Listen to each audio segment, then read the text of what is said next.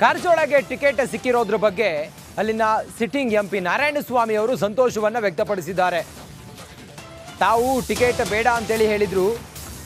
ಈಗ ಆ ಟಿಕೆಟ್ ಕಾರಜೋಳ ಅವರಿಗೆ ಸಿಕ್ಕಿರೋದ್ರಿಂದಾಗಿ ನನಗೆ ಸಂತೋಷ ಆಗಿದೆ ಅನ್ನೋದನ್ನ ಹೇಳಿದ್ದಾರೆ ನಾರಾಯಣಸ್ವಾಮಿ. ಬೆಂಗಳೂರಿನಲ್ಲಿ ಕೇಂದ್ರ ಸಚಿವ ನಾರಾಯಣಸ್ವಾಮಿ ಹೇಳಿದ್ದಾರೆ, ಚಿತ್ರದುರ್ಗದ ಟಿಕೆಟ್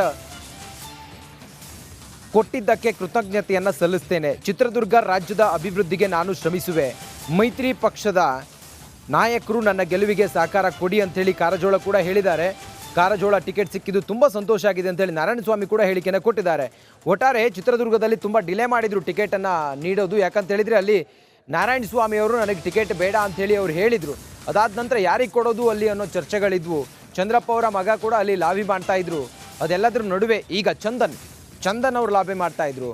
ಅದೆಲ್ಲದ್ರ ನಡುವೆ ಅಲ್ಲಿ ಟಿಕೆಟನ್ನು ಕೊಟ್ಟಿರೋದು ಮೀಸಲು ಕ್ಷೇತ್ರ. ಅದು ಗೋವಿಂದ ಕಾರಜೋಳ ಅವರಿಗೆ ಟಿಕೆಟ್ ಕೊಟ್ಟಿರೋದ್ರಿಂದ ಹಳೆದು ತೂಗಿ ಚಿತ್ರದುರ್ಗ ಲೋಕಸಭಾ ಕ್ಷೇತ್ರದ ಅಭ್ಯರ್ಥಿಯನ್ನು ಬಿಜೆಪಿ ಘೋಷಣೆ ಮಾಡಿದೆ.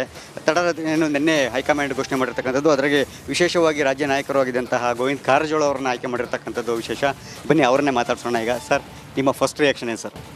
ದೇಶದ ಸನ್ಮಾನ್ಯ ಪ್ರಧಾನಮಂತ್ರಿಗಳಾಗಿರ್ತಕ್ಕಂಥ ನರೇಂದ್ರ ಮೋದಿಜಿಯವರು, ರಾಷ್ಟ್ರೀಯ ಅಧ್ಯಕ್ಷರಾಗಿರ್ತಕ್ಕಂಥ ಮಾನ್ಯ ಶ್ರೀ JP ನಡ್ಡಾಜಿಯವರು, ಭಾರತ ಸರ್ಕಾರದ ಗೃಹ ಮಂತ್ರಿಗಳಾಗಿರ್ತಕ್ಕಂಥ ಮಾನ್ಯ ಶ್ರೀ ಅಮಿತ್ ಶಾಜಿ ಅವರು, ರಾಜ್ಯದ ಹಿಂದಿನ ಮುಖ್ಯಮಂತ್ರಿಗಳು ನಮ್ಮ ನಾಯಕರಾದ BS ಯಡಿಯೂರಪ್ಪನವರು ಮತ್ತು ರಾಜ್ಯಾಧ್ಯಕ್ಷರಾದ ಶ್ರೀ ವಿಜೇಂದ್ರವರು ಎಲ್ಲರೂ ಸೇರಿ ಚಿತ್ರದುರ್ಗ ಲೋಕಸಭೆಗೆ ನನ್ನನ್ನು ಆಯ್ಕೆ ಮಾಡಿದ್ದಕ್ಕೆ ಮೊಟ್ಟ ಮೊದಲಿಗೆ ಅವ್ರಿಗೆ ಕೃತಜ್ಞತೆಗಳನ್ನು ಸಲ್ಲಿಸಲಿಕ್ಕೆ ಬಯಸ್ತೇನೆ. ಈ ಸದಾವಕಾಶವನ್ನು ಉಪಯೋಗ ಮಾಡಿಕೊಂಡು ಚಿತ್ರದುರ್ಗ ಜಿಲ್ಲೆಯ ಅಭಿವೃದ್ಧಿಗೆ ಮತ್ತು ರಾಜ್ಯದ ಅಭಿವೃದ್ಧಿಗೆ ಶ್ರಮಿಸ್ತೇವೆ.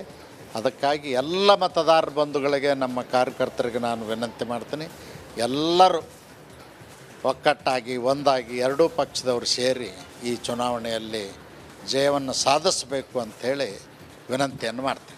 ಒಟ್ಟಾರೆಯಾಗಿ ಈ ಬಾರಿ ಚಿತ್ರದುರ್ಗ ಲೋಕಸಭಾ ಕ್ಷೇತ್ರದಲ್ಲಿ ನಾನು ಗೆಲುವು ಪಕ್ಕಾ ಅಂತಕ್ಕಂಥ ಮಾತನ್ನ ಗೋವಿಂದ ಕಾರಜೋಳ ಹೇಳಿರ್ತಕ್ಕಂಥದ್ದು. ಮತ್ತು ಕ್ಯಾಮ್ರಾ ಪರ್ಸನ್ ಲಕ್ಷ್ಮೀಪುತ್ರ ಜೊತೆ ಸುರೇಶ್, ರಿಪಬ್ಲಿಕ್ ಕನ್ನಡ, ಬೆಂಗಳೂರು.